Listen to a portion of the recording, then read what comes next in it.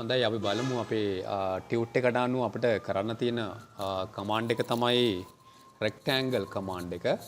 rectangle command එක අපිට කීප ආකාරයකට කරගන්න පුළුවන්. උදාහරණයක් විදියට අපිට පුළුවන් rectangle එක command එක menu එකෙන් එහෙම නැත්නම් ribbon එකෙන් තෝරගන්න. එහෙම නැත්නම් අපි සාමාන්‍ය දන්න විදියට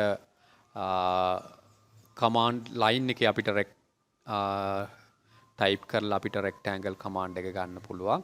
ඔන්න ඒ ආකාරයට අපිට rectangle command එක ගත්තා. ඒ කොහොම ගත්තත් අපිට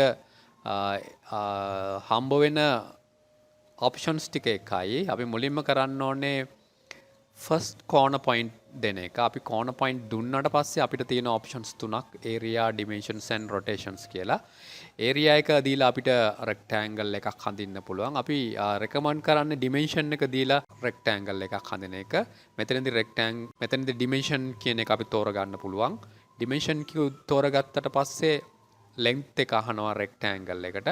මම 10 distance දුන්නා. 10 distance type කරලා enter කරන්න. ඊට පස්සේ width එක අහනවා මම දුන්නා 20. මෙන්න මේ ආකාරයට rectangle එකක් හැදිලා තිනවා. ඒ rectangle එක අපි base point එක කියලා ගත්තේ මෙන්න මේ location එක. එහෙම නැත්නම් starting point එක එතන. අපිට workspace එකේ අපිට ඕන තැනකට mouse එක move කරලා rectangle එක අපිට අඳින්න පුළුවන් base point එක මත ඉඳගෙන. right අපිට අවශ්‍ය පැත්තේ click කරන්න පමණයි තියෙන්නේ. ඔන්න ඔය ආකාරයට. නැවතත් මම කියලා දෙන්නම්. first corner point, D for dimensions, length එක 20, width එක 10. ඒ අනුව අපි rectangle එකක් හැදිලා තියෙනවා. අපිට ඕන පැත්තකට mouse එක move කරලා rectangle එක create කරගන්න පුළුවන්. mouse එක click කරන්න පමණයි තියෙන්නේ අදාළ පැත්තේ. click කරලා rectangle එක අපිට draw කරගන්න පුළුවන්. අපි බලමු construction line එකක් කියන්නේ මොකක්ද කියලා. construction line එකක් කියන්නේ endless line එකක්. මේකේ අවසානයක් දකින්නේ නැහැ. line එකක් තමයි ඇඳෙන්නේ. ඒක horizontal වෙන්න පුළුවන්, vertical වෙන්න පුළුවන්, angle එකට වෙන්න පුළුවන්, bisect, offset කියලා options තියෙනවා. අපි බලමු මූලික වශයෙන් horizontal, vertical සහ angles වලින් construction line එකක් අඳින්නේ කොහොමද කියලා. මම ඒකට මෙන්න මේ වගේ අපි ඇඳගත් ආකාරයට rectangle එකක් අඳගත්තා.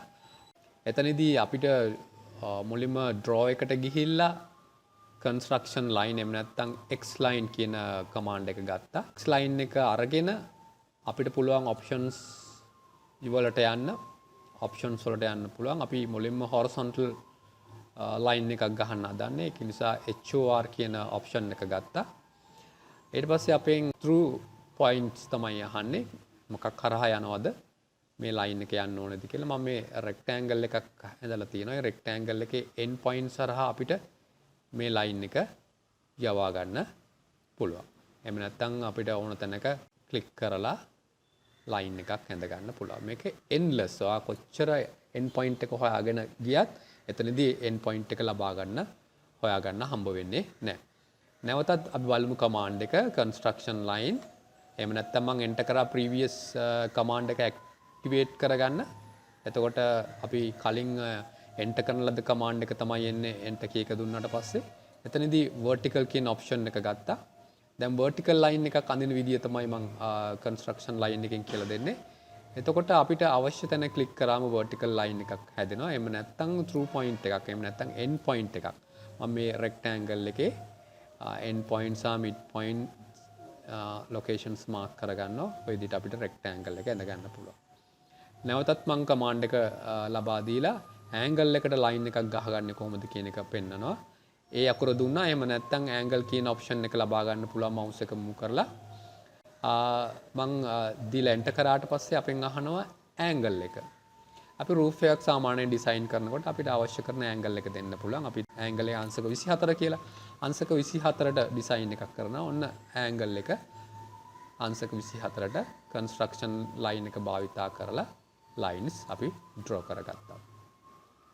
ඒ වගේම එක ප්‍රතිවිරුද්ධව අපි line එක යනවා නම් අපිට පුළුවන් construction line එක නැවත ගිහිල්ලා angle කියන option එක අරගෙන angle එක කීයද කියන එක දෙන්න. එතකොට අපි දුන්නොත් අංශක 156ක්. අංශක 156ට ඔන්න අපිට අංශක 156ට ලයින් එකක් ඇඳිලා තියෙනවා. එතකොට මෙන්න මේ කෝණයත් අංශක 24යි මේ කෝණයත් අංශක 24යි. ඔන්න ඔය ආකාරයට කන්ස්ට්‍රක්ෂන් ලයින් එකක් අපිට අඳින්න පුළුවන්. මේක ඉතාමත් පහසුයි. ආකිටෙක්චරල් ඩිසයින්ස් වලදී රූෆ් වගේ දේවල් ඩිසයින් කරගන්න, එහෙම නැත්නම් වෝල්ස් ඇඳගන්න, ඒ වගේ දේවල් අපිට ඩිසයින් කරගන්නකොට කන්ස්ට්‍රක්ෂන් ලයින් එකකින් අපිට ලයින් එක ස්ටාර්ට් කරලා ඔෆ්සෙට් කරගෙන යන්නත් පුළුවන්. ඊළඟට මම කියලා දෙනවා සර්කල් කමාන්ඩ් එක. සර්කල් කමාන්ඩ් එකේදී අපි ගත්තොත් සර්කල් කමාන්ඩ් එකේදී ඔප්ෂන්ස් කීපයක් තියෙනවා. center radius option එක, center diameter, 2 point option එක, 3 point option එක, tan radius කියන එක. ඒ කියන්නේ tangent points දෙකයි radius එකයි ලබා දීලා අඳින circle එක. එහෙම නැත්නම් tan කියලා option එක අපිට තෝරා ගන්න පුළුවන්. ඒ කියන්නේ tangent points තුනක් භාවිතා කරලා අඳින circle එක. අපි circle command එක කියලා දෙන්න කලින් මම ඇඳ ගන්නවා rectangle එකක්. ඒ වගේම triangle එකක් වගේ option එකක් තියෙන එකක් අපි ඇඳගත්තා. මේ ආකාරයට මුලින්ම මම කියලා දෙනවා center radius. center point එක ලබා දීලා අපිට තියෙන්නේ radius එක ලබා දෙන්න. මම දෙක දුන්නා radius එකට.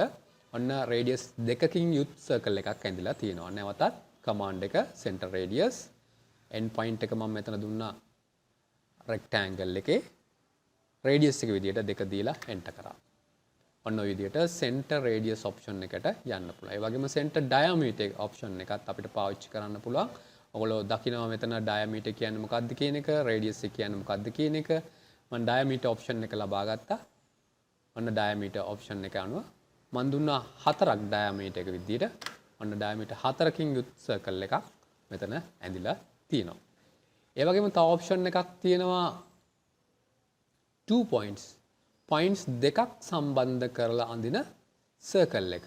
මෙතන tool tip එකත් බලන්න, tool tip එකත් අපිට පෙන්නනවා points දෙකක් ඇඳලා අඳින circle එක මොන වගේද කියලා. 1 සහ 2 points දෙක තමයි සම්බන්ධ වෙලා තියෙන්නේ. මෙතනදී මම 2 points කියන option එක ගත්තා. මෙන්න මේ line එකේ end point එකයි මේ mid point එකයි භාවිතා කරා. නැවතත් මම command එකට ගිහිල්ලා මේ line එකේ end point එකයි mid point එකයි භාවිතා කරලා ඔන්න ඔය විදිහට circle දෙකක් මම ඇඳා 2 point option එක භාවිතා කරලා. තවත් මම උදාහරණයක් ගන්නම්. අපිට මේ වගේ rectangle එකක් ඇඳලා arch එකක් වගේ එකක් ගන්න ඕන නම් අපි command එක 2 points ගත්තා. ඔන්න ඔය විදිහට අපිට භාවිතා කරන්න පුළුවන්. කලින් පාවිච්චි කරපු trim command එක ඔය විදිහට trim කරලා arch එකක් විදිහට අපිට design එක කරගන්න පුළුවන්. හොඳයි.